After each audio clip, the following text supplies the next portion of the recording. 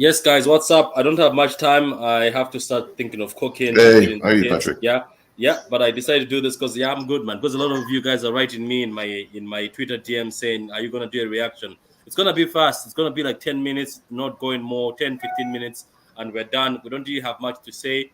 Some people have much to say, so I'm gonna give everybody time to speak. What we're gonna talk about right now is, since we're all here, it's already going towards the end of the season, right? Can you hear me, all of you? Can you hear me? Yeah, we can hear you. Yeah, Crunk City, how you doing, man? Welcome to the show. I hear you, guys. well, This is Crunk City. He's got a very good podcast. Is with mates. I think they're mates. I see that when I'm watching. I think they are your mates.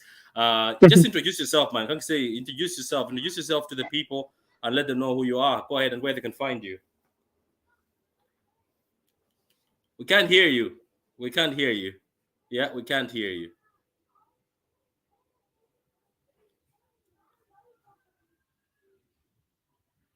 No, we can't hear you. Okay, so as he's trying to figure out how to bring his volume up, we are going to talk about a few things. First of all, we're going to talk about the defense. We're going to talk about Kevin De Bruyne, and we're going to talk about Edison. But anyway, I'm going to start off with one more thing. I'm going to start with you, Carl. How did you find the game? And if you've got anything to say, I'll be asking you on these three players. Is the reason why. No, we still can't hear you, man. Try coming out and going back in. Try coming out of the stream and come back.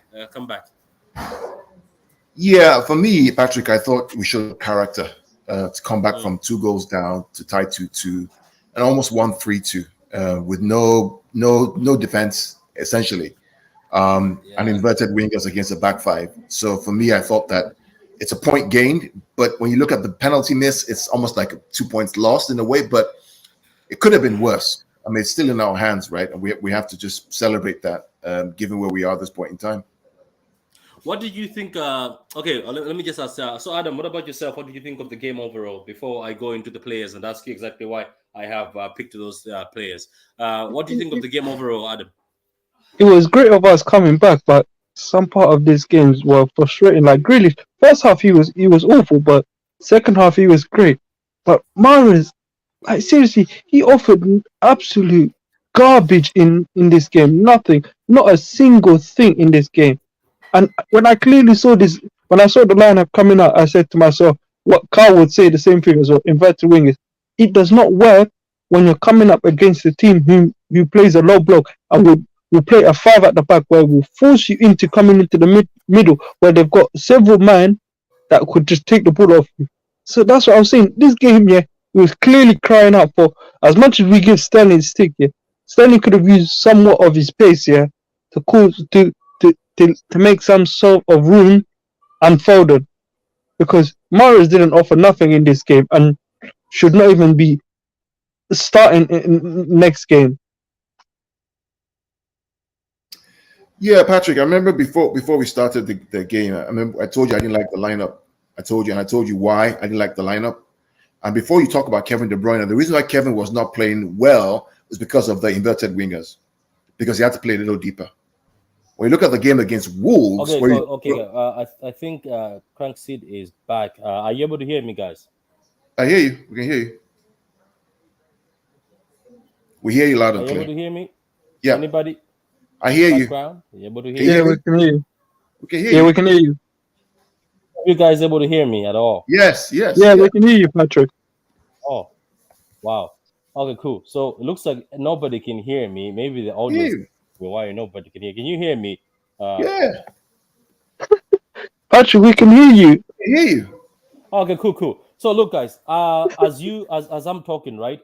Just keep on talking. I'm gonna bring Crank Chocolate in here. Then you can be able to ask him the same question. So Gundo and Adam, take over. I'm just going to get off the stream for a few minutes so that I can come back. It looks like I'm also having technical issues with my own laptop also.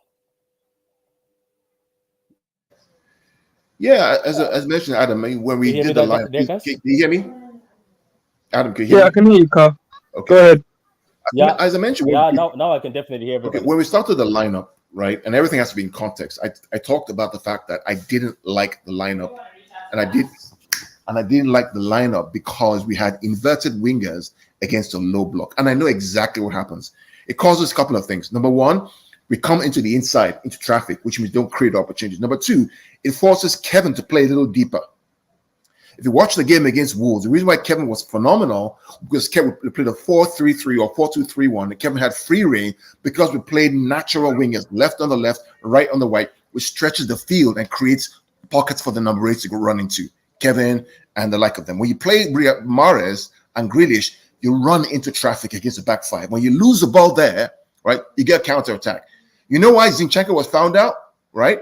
Because when you play inverted wingers, the width comes from the fullback. So if Zinchenko goes out wide as a fullback, attacking fullback, he leaves facing behind. He can't track back. When you play natural wingers, the press starts with a natural winger on the left-hand side, on the right-hand side.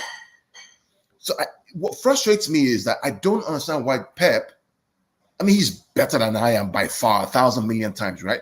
But if I can see these things, dude, come on, man. Seriously. That was my frustration. The second half was much better. But first half, I was like, dude, can I see what's going on in the field?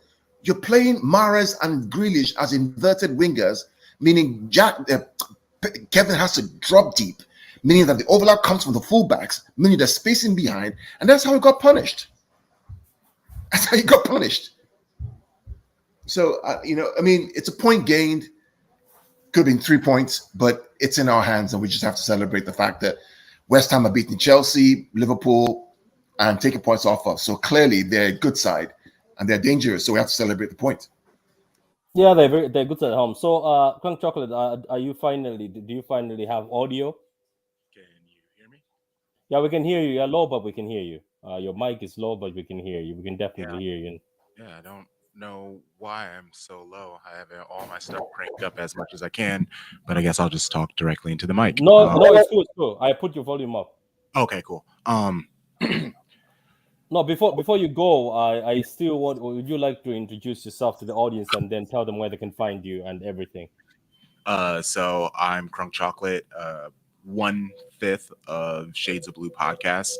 It's me and 4 other people of color from around the U.S. We're all United States based Man City fans, and we record later to hopefully I can edit the episode and have it out by tonight. But that'll be episode 10. So we're relatively new and, still building. But the match overall, at first I was furious, going into the half, them being down. It was wrong. I knew exactly how West Ham was going to play, right? We knew they were going to just sit back and just wait for their chance to counter.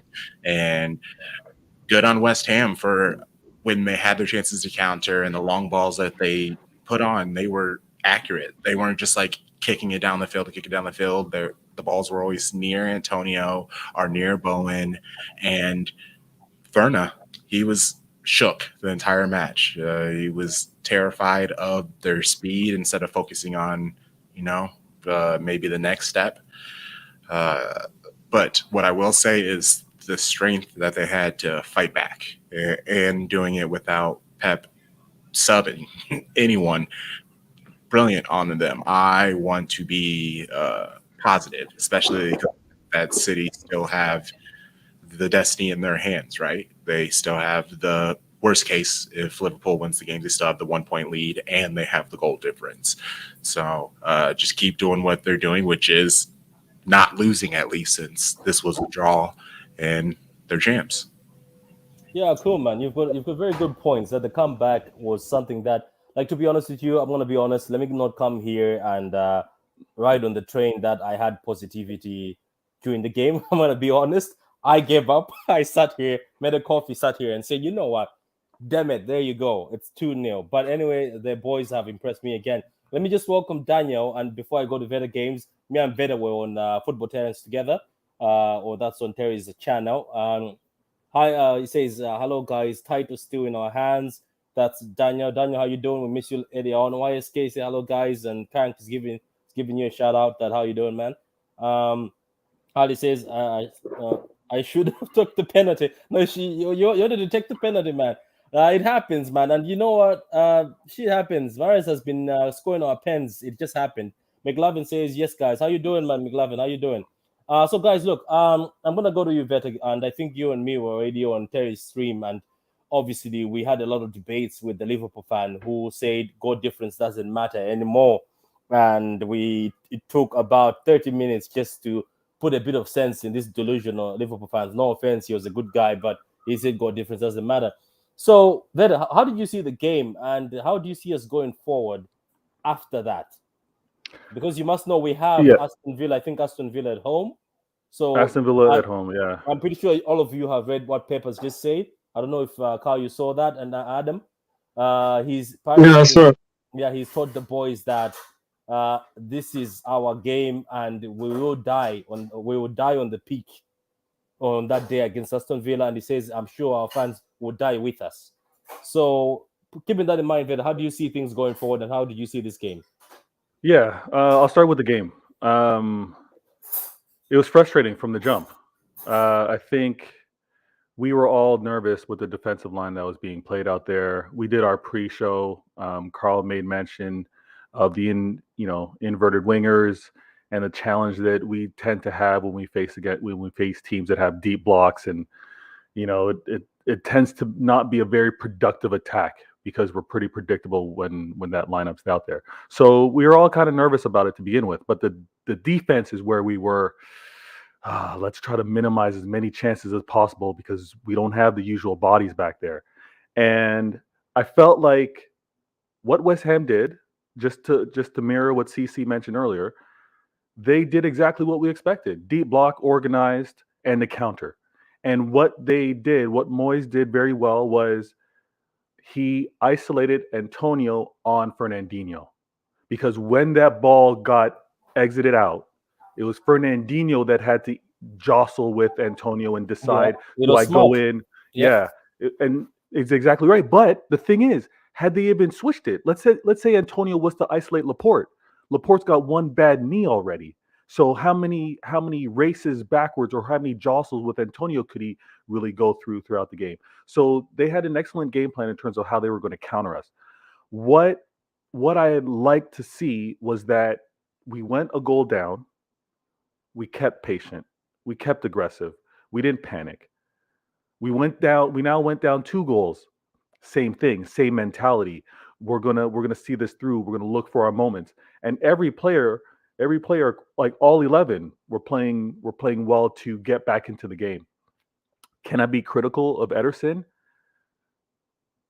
Yes, because I want at least one out of the 2. I want a deflection. I want you to force a difficult play, and really that first goal to be able to for him to be able to get around and get a shot on net. That had me the most frustrated, and I thought, okay, this is going to be a long game. Now looking forward, I know I'm a little long-winded here, but looking forward with regards to the second half now and the approach, we scored so early in that second half where I felt positive about it.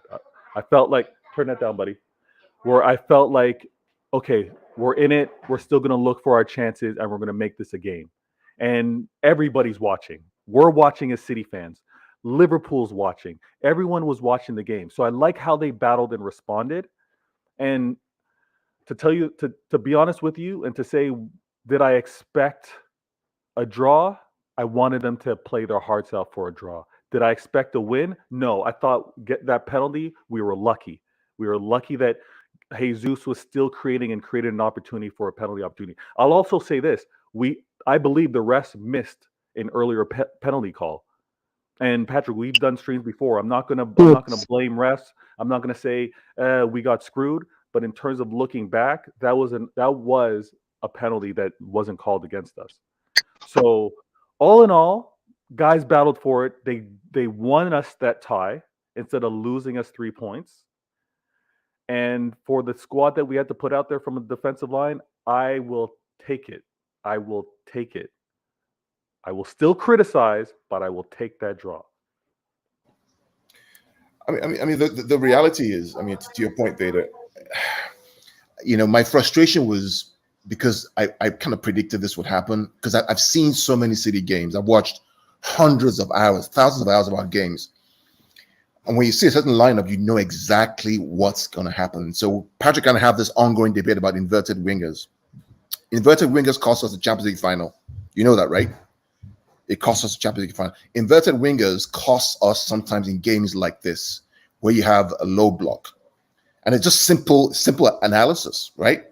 Inverted wingers cutting into traffic into 5. You don't create space. You can't cross because you can't hit the ball. No, everybody's short. Wing backs now tuck up, and so in the counter attack, it's now 2v3. It happens all the time. So I was wondering, why is Pep playing? We have natural wingers on the bench. We're playing Mahrez and Grealish to tuck into traffic. Which means that the width comes from the fullbacks pushing up. Why? Yeah, but so Carl, I'll say this though, and I think it was very apparent how Pep had the players lined up. To your point with how our wingers and how everything was channeled inside, you're absolutely right. I did notice as of the second half, that whistle blown, he forced those guys to stay wide. He forced them to stay wide, and that's where we were getting some channels. That's where we were getting the opportunity. But you're right. We essentially wasted a half playing that way. Correct. that didn't need to be. I hear you. And I think what happens with that is that because of that, Kevin now plays a deeper role, and Bernardo now plays a deeper role because they're looking for the counter attack from the transition. So the Wolves game, look at the Wolves game, right? Why Kevin had so much joy, even though those guys played a back 5 as well, was because we had that width. Folding on the left, Sterling on the right, that dynamic width where it's natural, it's almost automatic for those players. Once they're on the left, they can dribble through towards the byline. And so Kevin has space because those guys get pulled out of position. Kevin has space in that half space to basically go and score a goal. So that's my only frustration. But other than that, West Ham are a good team. They've made it difficult for Chelsea, for Liverpool, and us. I mean, we could have lost that game. Mm-hmm. Easy. And then what happens then? The last game, it now becomes goal difference. But now we're a point ahead. Yeah. Like, look. I get what you're saying, but I also said it in the first game, and I know you guys shut me down saying no, it's not. I knew what De Bruyne was doing in the Wolves game. Remember when I said that in the Wolves game, De Bruyne knew, like De Bruyne and Gundogan, Pepper said that like coaches, and they know. De Bruyne knew our defense is suspect. That's why in the Wolves game, he took it by the neck. He knew that we have to outscore this team because he knows what's behind. Today, it's just the fact that, here's another thing. I know I tweeted it, but I was right. He looked like this is what I've noticed about De Bruyne. I think when he carries the team and goes a bit far, like he's a human being, I think for the next games, you usually see him timid. I think a bit timid. But Quank Chocolate, so what do you think? I'm also going to throw this in there, Quank, before you go in. Is that now Michael is happy because City fans as a whole now have started putting question marks on Edison. That does he need competition? What do you think yourself? Do you think it's about time we get somebody who has to give Edison a bit of a push? Because recently, some of the games he's been a bit suspect. What do you think on that?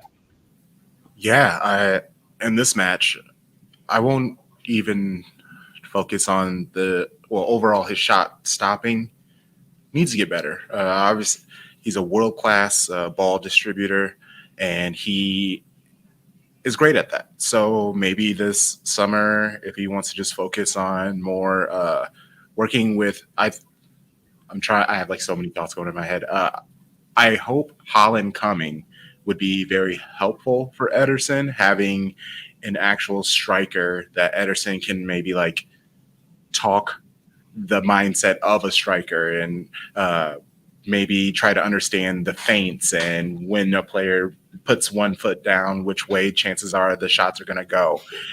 I get what you're coming from. Where you're coming from. You're saying maybe if somebody like that, who's a striker, tests him on the pitch, saying this is how you can, and maybe makes him better and sharper. Yes, it's obvious he needs to grow his awareness. We got him young. We saw a lot of talent in him, and he's still young for a keeper. And the next step for him, I think, is just maybe knowing the teams he's about to play a little bit more. I don't know if that's like a training thing that he needs to do, but it's just like knowing the players, like they prefer to go. Like the reason why Mahrez's penalty was blocked, he loves that right corner, like loves that. Like most of the time, that's exactly where he shoots. Most of the time, he gets it higher in the corner, lower in the corner. It's closer to the post, but he loves that side. Like that's his thing. And so good on their keeper for knowing exactly what he's going to do. That also what happens. Yeah. To your point, I think you're absolutely right. I think that for us as fans to start, I mean, the reality is nobody in our team, in the world right now, better at distributing the ball than Ederson. No one. Right? So what he gives in terms of distribution, no one else can do that job. No one else can do that job. Maybe Mananoia, maybe.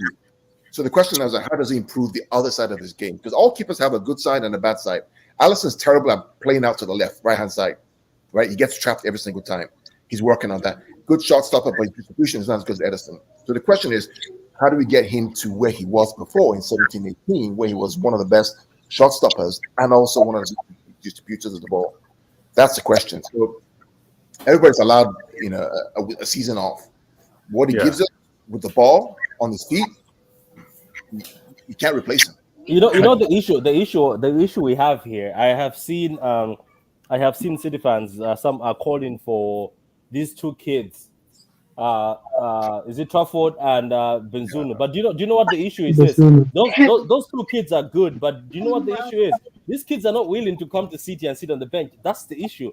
Benzema, where he's going right now, where he's dislodged the first. What he did, as I said before, he said, "I want to be the first choice keeper in the club I'm on loan at." He's done that. He's dislodged the first choice keeper, the best keeper. He's dislodged the Irish keeper. Even the keeper who plays for Liverpool, he's very good, the number 2.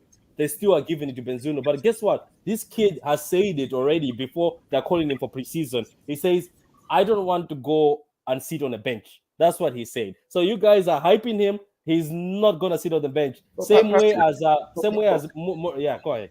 But Patrick, let's be clear right here. I mean, this is all fan delusion, if you ask me. I mean, is that kid going to really come in and replace Ederson without build-up play against Liverpool? Look at Zach Steffen, who's a great shot stopper, right? Under pressure, building out. What happens to him in the FA Cup semi-final? So we're so recency bias, right? Oh, Ederson makes a mistake, doesn't stop a shot, all of a sudden, let's get rid of him and bring the kid in. You want to bring a 17, 18-year-old kid to play 32 games and win the Premier League with 93 points? It's not going to happen.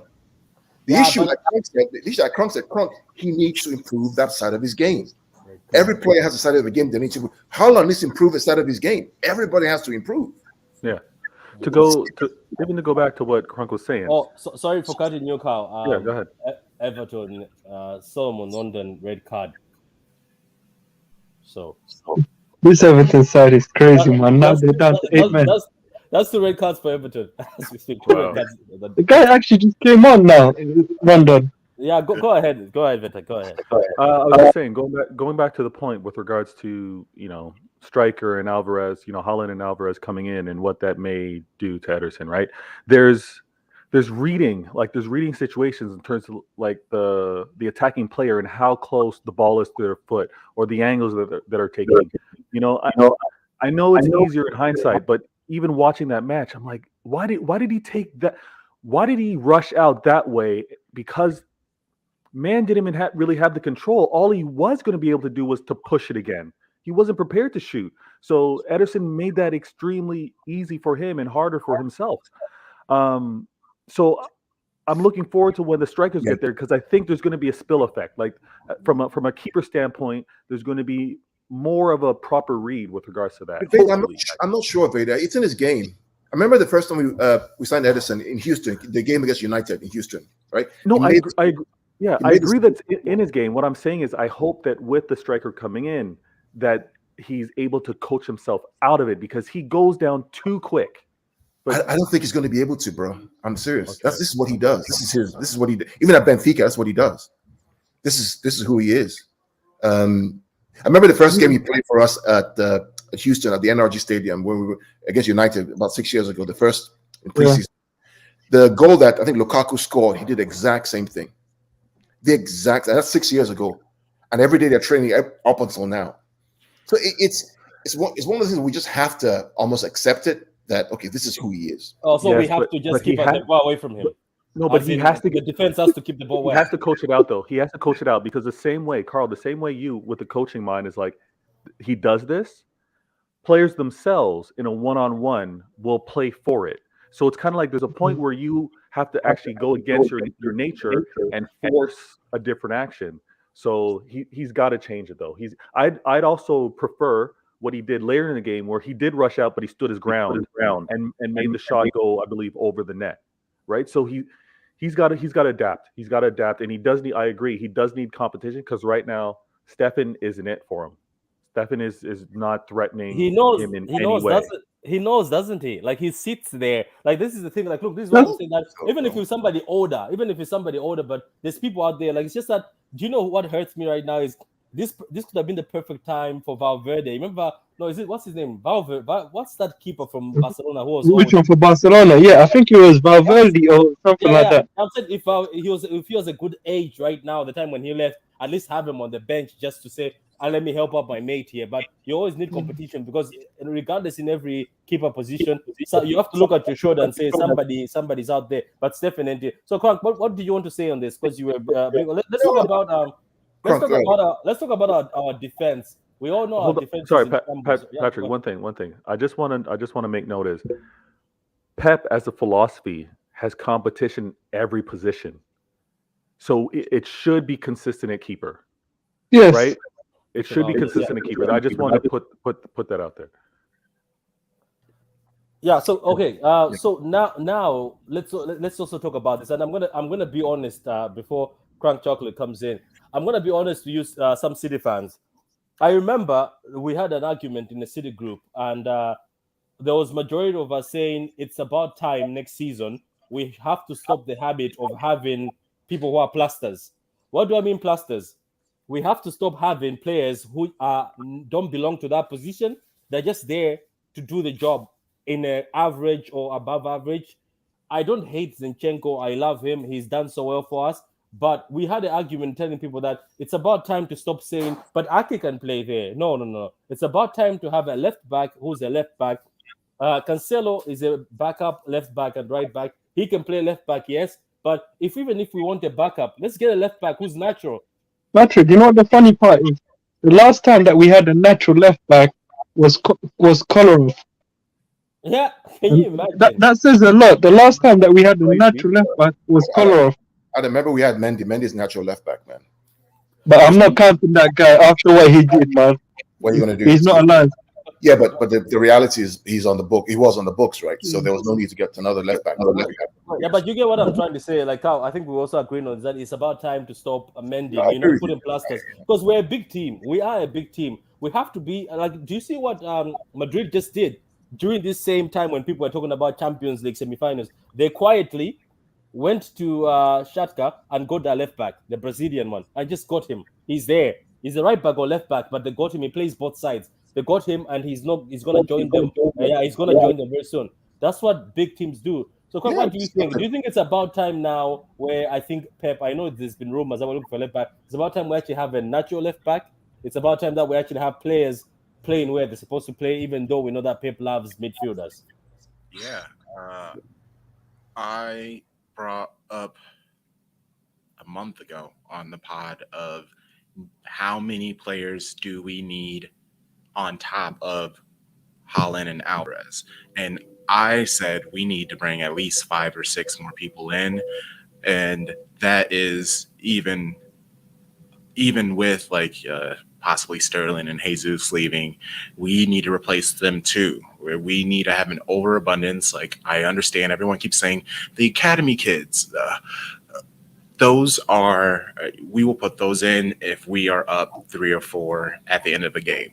I need a competent person who can come in, and even if they're just a backup, we just know we have these people and they're kind of more established lines. We need people. It doesn't matter.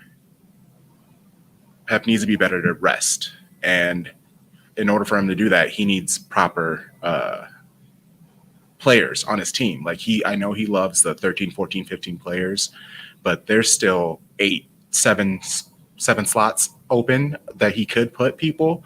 And the thing is about the way that the Premier League works, if you're under 21, you don't count on the roster. So Pep adding all of these youth players on the roster, they don't count. They're ghosts. So we can easily bring in more players and they can never play. They could be like Scott Carson. We can have more Scott Carsons, maybe not 35-year-old, but let's get one more winger, midfielder, and defender that is the 28 to 32 years old who can come in and just like bestow knowledge and teach people to relax in the time. And yeah, they will only play. They'll be like Ferna at the beginning of the season. They'll come in and they'll fill in, and you will play only in the most needed of circumstances. But other than that, you're just there to help buffer and give us a relaxed feeling where we're not so thin in our roster at the end of the season because of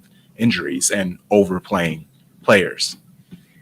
That's a smart thing. That's the thing where we talked about with somebody that isn't it maybe time also with this whole Champions League that we find somebody who's in their 30s. What is this? Oh, it's probably me.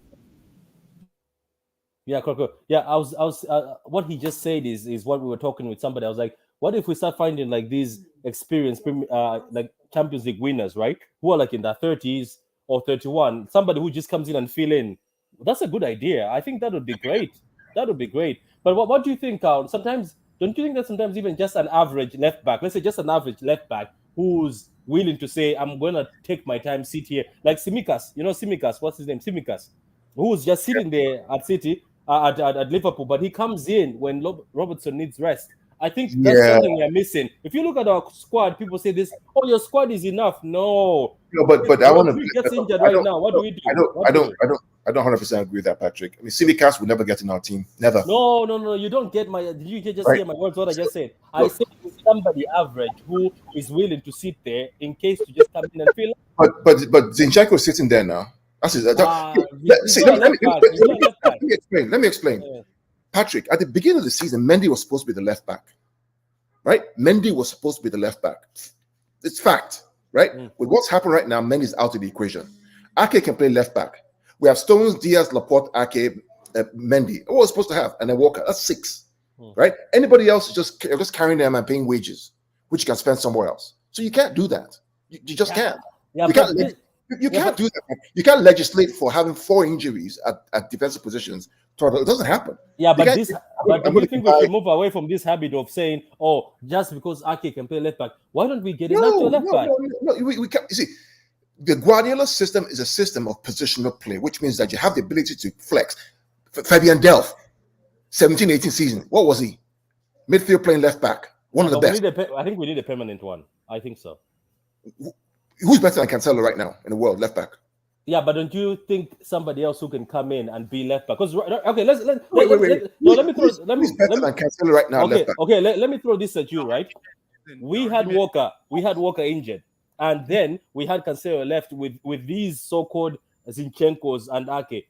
We were sweating, and the reason why we lost against Madrid, I still say today, is Madrid only had a sniff when Walker walked out of that pitch, and everybody said, "I hear you, Patrick. I agree with you." But the problem is, we don't need another 4-back. No, Patrick, hear me out. The problem is you can't legislate for having 4 full-backs out in one season. It doesn't happen. How many times does that happen? It doesn't happen. Now, do we need one more? We have 4 defenders out. We had Stones, who went out. Walker was out. Cancelo was suspended. Remember, he was suspended. Right? And then Ake, I think maybe was injured or recovering. That's 4. And then Diaz was out. So, I mean, are you going to go and buy a player and put him on the bench? Those are centre-backs, though. Those are centre-backs. But they can, I think those can play, right? But I think what Patrick is trying to get to is now season. I hate to do this. Season's over. What do we need moving forward? I think that's where Patrick's coming from. So we do need an alternative right back who can play left back. Someone can play both sides. There's no doubt about that. That's why I'm on the same page as Cal. Is that left back is not as important. Right back is where I'll say is more important. You need somebody there. Right back is more important than, say, left back, to be honest with you. I think both backs are important. But if you ask me right now... Okay. If you ask me right now, what do we need the most right now? The most right now, it's number 6. That's kind of what we need. Because we are 90 points in the league. with what we have, even with 3 defenders out, we're at 90 points. How many teams get to 90 points? The reason why we're all talking is because Liverpool are 88 points or 86 points. Okay, No. right? Yeah. Last season, how many fullbacks did we have? We had a full complement, and we won the league. Everybody. Right, 18-19. I think somebody was out. Somebody was out. Laporte had to play left back against Liverpool away in the 18-19. Yeah, but we have to stop that. That's what I'm trying to say. Going forward, I think we have to stop that. Why do you want to stop it? You guys, I'll just say this. You guys are having the conversation without me because I'm not talking about next year. You guys can do that. I'm here listening. I'll listen. What's the guarantee that you bring a left back in today, he doesn't get injured on his first time? Or if you bring him in and he performs, what's the guarantee? There is no guarantee. Yeah, but there's also no guarantee that these same injuries will happen next season, and then we'll miss Walker. Yeah, but it's a fair point. But then maybe Stones will be available, then he can play. You see, this is what I don't. This is what I don't like. I don't like the fact that we have to, like, let's say for instance Stones, right? Stones was made to play right back. Why he came from injury? If we had a backup right back, Stones was never touching the pitch, and Stones could. But Cancelo is a backup right back. Yeah, but he was playing at left. But he was playing at left. That's what I'm saying. Maybe no. Cancelo was a backup right back, and he played left.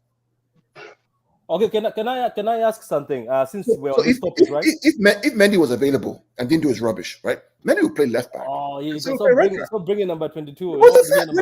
But Patrick, you cannot discount that. It's a fact. If Mendy was available and we couldn't legislate for that, he'd have played left. Cancelo would play right. Back off a walk. So next season, you're telling me we should still go in without a natural left back? No, what I'm saying, next season, the only thing we need is a CDM and a right back. That's it. Why a right back if we've got Cancelo? Because Cancelo's going to play left back. Okay, so this is what I was about to say. Did you see what Jack just wrote? He said Jack and that guy or David. What's that? David Austin? Is it Austin? David Austin. Yeah. Why are they saying that Man City's list before he reported Haaland is done? He said Man City right now are looking for a striker. They're looking for a DM and they're looking for a left back. Why did Austin and Jack write that if they think left back is useless? I can guarantee you that. Carl, I've got a question for Patrick. Patrick, I can bet you $50 right now, right? We're not going to get left back. We won't get a left back. Patrick, I've got a question for you. Patrick, since you want the left back, who is out there is adequate enough to be the left back? Because for me, I don't see any left back out there that's adequate to be that left back there, to be honest with you. I know left backs right now we can bring in that will do a better job than Zinchenko, and this left back will just be able to sit there. You're missing the point though. The point is this. The best left back right now, probably one of the 2 best left backs right now in the league is Cancelo. There's a reason why he's on the player of the year, the left back, Cancelo. Why do you want to go and get another one on the left side to do what? To compete against him? When Ake can also play when Ake can also play left back if anything happens to Cancelo. What you need is a right-sided player. That's what you need. And but Cancelo can cover Walker.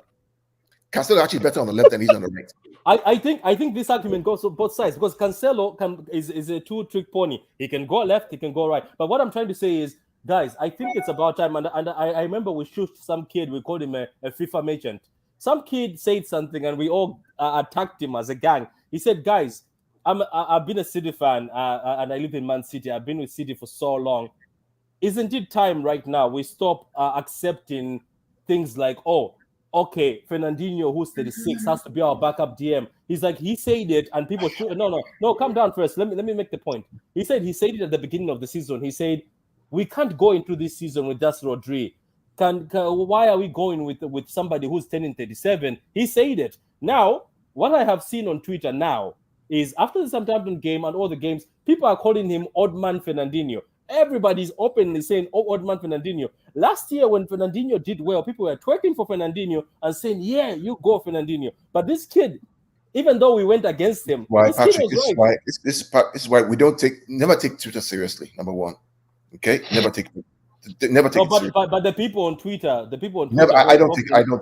I also legitimate City fans who we talk to. So what I'm trying to say is this: I think next season, and this is just me, if we go in next season again with this foolishness where there is no let me be honest. Let me just say 4 back. Let's say if a left back or right back doesn't come in, even a right back doesn't come in to look after Walker, who's turning 32, even though Walker is a machine, and there's no DM that comes in, and we sit there and we say, oh, Gundogan can be the backup Patrick, number 6 Patrick, or Patrick, DM if we need him. Patrick, I think we'll be in Patrick, trouble. We'll be in Patrick. trouble. Let me wrap up this segment up with. See, listen, I trust the board.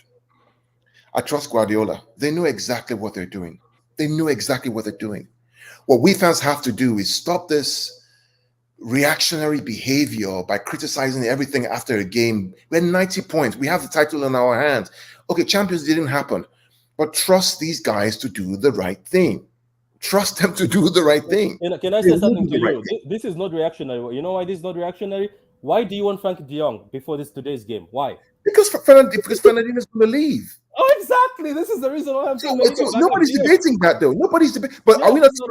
But Patrick, are we not trusting the board that they're going to get a CDM? Yeah, I know they will. Yeah. I know they will. That's what I'm saying. So the argument around the board it's going to be a disgrace. That's all mute.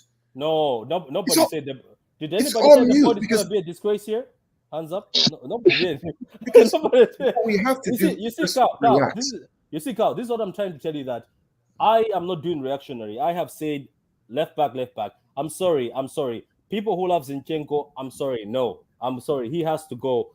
From the beginning, I said it last season. Somebody said no. In the UCL, he did well, but we need somebody who's there. I'm sorry. If you were growing up as a person, you've been playing as an attacking midfielder, all of a sudden you're being forced to this, you will be exposed, and he will be exposed to big conversations. So look, we trust the board. As I said, people like Jack and David Austin have already said, City, when they're done, they're going after a midfielder and they're going after a left back. And you're not going to left back. Patrick, I can guarantee we're not going to left back. Okay, 4 back. Okay, anyway, can't talk left. Before we go, do you have anything else to say? I don't even know where to start. Yeah, City, obviously. Patrick, from your point on the whole, I really like that whole patchwork plaster player. I like that idea. Yeah, Zinchenko, he's an attacking player. He can play left back, but the way that he plays left back, it's still an attacking player. Same thing with when Fernan is playing at center back. Neither of those players grew up playing this position. So there are moments where they don't know what to do, especially when the moment gets really stressful. And that is the point of bringing in a person who plays that position from heart. And that's what they always do. That's the reason why you bring in a person. Yes, we're not saying it's Tsimikas or however you say his name. Not him specifically, but what we're saying is bring in a person who always has played left back. So when you put them in, we don't have to be like, oh God, I hope they do the right thing. Oh God, I hope. And also just like athleticism wise, like Zinchenko, he's only getting older. He's only going to get slower, and he's not fast in the first place. Especially when Walker's not there, we're seeing it. We're struggling big time when we lose Walker and there's no athleticism. It's rough. We need more just athleticism somewhere. It needs to be, if it's not in our midfield, it needs to be somewhere. Like, we can't just be like, all right, if Walker's going to save us every single time. Walker can't do that every single time. And that is the point of bringing in more players, so we don't have to be reliant on Kevin to score 4 goals in one match. Or if Diaz goes down, we don't have to like worry what's going to happen, because Laporte, this shirt I'm wearing right now that I bought the moment he was brought in the city, it's a Laporte shirt. I have been down for him. He's great. Like, obviously he has his like numbskull moments, but so does John Stone. Diaz has had a lot of this season Diaz has been bad, Yeah. And so it's like, you got to get the good with the bad, but like after what Laporte has been doing these last few matches, obviously injured, like people need to relax and back off and support him so much more over all the like hyperbolic. And I don't even mean like reactionary. I just mean like people right now are already like freaking out that City are gonna lose because we drew. Like, do you know what Liverpool has to do to pass us? And for people to just be like, oh, it's bottled. Crazy. You are now putting more belief in Liverpool than your own team you supposedly are calling yourself a fan of. That's facts. absolutely wild. And correct. No, I mean, this is let me answer him, Carl. No, Charlie, I don't want to say Zinchenko has to go. For me, to be honest with you, for the past years, I've always said I hope to see this kid in midfield. Trust me, even as a backup midfielder, you saw him today when he went through midfield. The kid has talent. I'm sorry, you guys. I think you don't know Zinchenko. Zinchenko was one of the wonder kids. The time when we signed him, Zinchenko was the wonder kid coming out of Ukraine. The kid is very talented. I would like to see him that because he's willing to sit there. Because we did some of the midfielders we have are aging.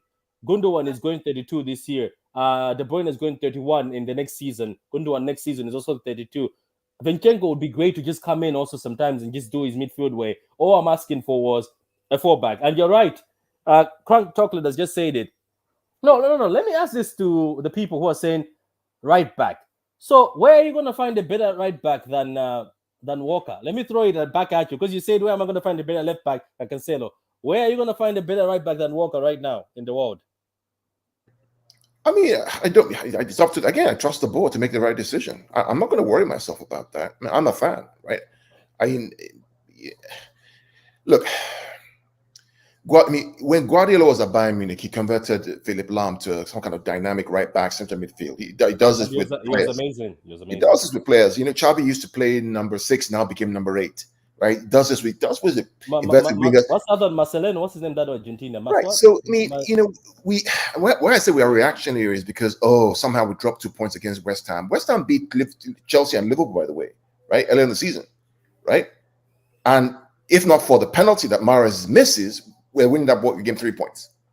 And then it's a masterclass. So we have to kind of calm down and just take each game as it comes. I mean, I back this team against Aston Villa to get the points next weekend, right? If they don't win that game, then they don't deserve to win the league. We'll try again next year. We move on. Yeah, we have Haaland anyway. Anyway, before we leave and before we close up, Come Chocolate, I'm just gonna give you this opportunity since you've and thank you for reaching out, man. I like your show. I watch your show most times when I'm at work. For me, I like what you guys are doing. I liked what Carl was doing. Carl with his I haven't seen our friend in a long time, Ade. Carl, where is Ade? Where is Ade during these tough times? He works odd hours, so that's why he couldn't make it. But, but you need to, Patrick, y'all and Vader, start respecting your black brothers, man. When we speak, right? We speak facts. I'm telling you, Patrick, listen, yeah.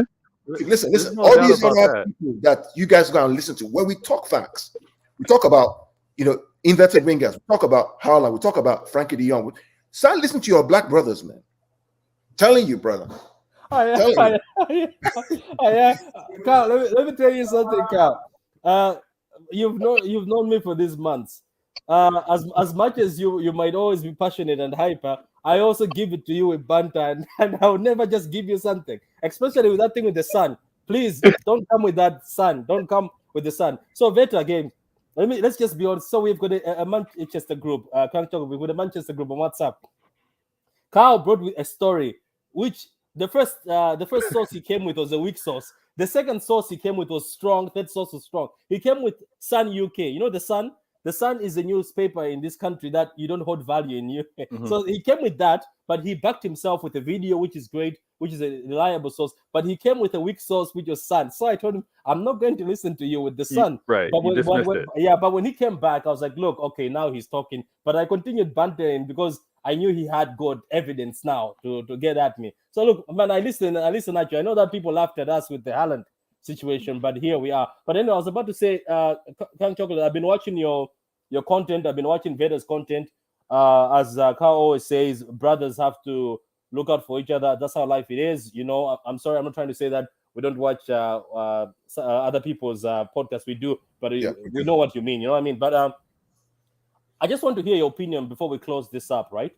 What's your opinion on this? How did you feel when you saw that we finally signed Haaland? How did you feel at that moment? Because I went crazy and ordered a Haaland jersey that's coming on Monday. How did you feel yourself? I didn't get the Haaland shirt, but I was I was geeked, of course. Like, why wouldn't I? From the jump, I preferred Holland over Kane. He's just too old. Like, if we really want to like focus on the future, Kane wasn't it. So bring in Holland. In the last episode, if you watch, I played All About the Benjamins by Diddy. Like, I played there was a nice little like slew of songs back to back, just like flexing. I am on the side of we need to embrace the dark side that people are trying to say that City are. Like, City wants to every media, whatever, they want to try to slag City for a multitude of things. Just embrace it, whether it's true or not. Just be like, "Yep, we bought the league. Yep, we did this." Because arguing with them, especially when there are no facts to match their nonsense, is just one of those things. Just embrace it, because we're just going to be arguing at a wall who doesn't want us to win in the first place. So it's just like, yeah, we're the bad dudes. Embrace our baddom. We are now the heels. Like, for anybody who watches wrestling, like, embrace the heel. Make everyone acknowledge us, whether they want to or not. So same thing with the pod. I mean, I like having there's 4 other dudes who do not feel the same way I do, but I do sense they're slowly embracing it. And I think that just needs to be the focus, because it's only going to get darker. Even in the match today, City drew, and what the analysts and announcers should be talking about is all City have to do is win, and it's all theirs. But all everyone's talking about is, well, Liverpool still has a chance for a quadruple, but they still have to, like, so much has to happen, and they still have to beat Real. So it's just frustrating. Yeah, good man. You're right. Go ahead, Tom. Yeah, just really. So yes, we support everybody.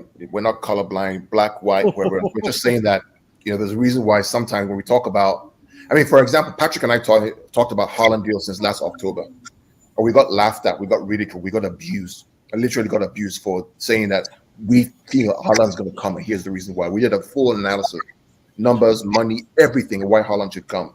We did one again in February. We did one again in March. We talked about the Haaland deal, and we were abused. And here we are today, having signed Erling Haaland. So what I'm saying is that there's a reason why people don't believe, and they want to go to mainstream media, right? As opposed to saying, hey, maybe these guys have a point of view that actually is relevant. Let's listen to them. And fair play to those guys out there, Charlie, Big Morgan, who actually listen and come to the show. We appreciate you. We love you. We appreciate you, and for staying with us. We really appreciate that. But we're just saying that, we're all lovers of the game, and just if I can, because I have no problem being bombastic. If a black person says, "Hey, black people listen to black people," white people don't jump in and be like, "What about us?" Come on now, like, relax. Like, bro, we see you everywhere. Like, what do you know about us? Like that.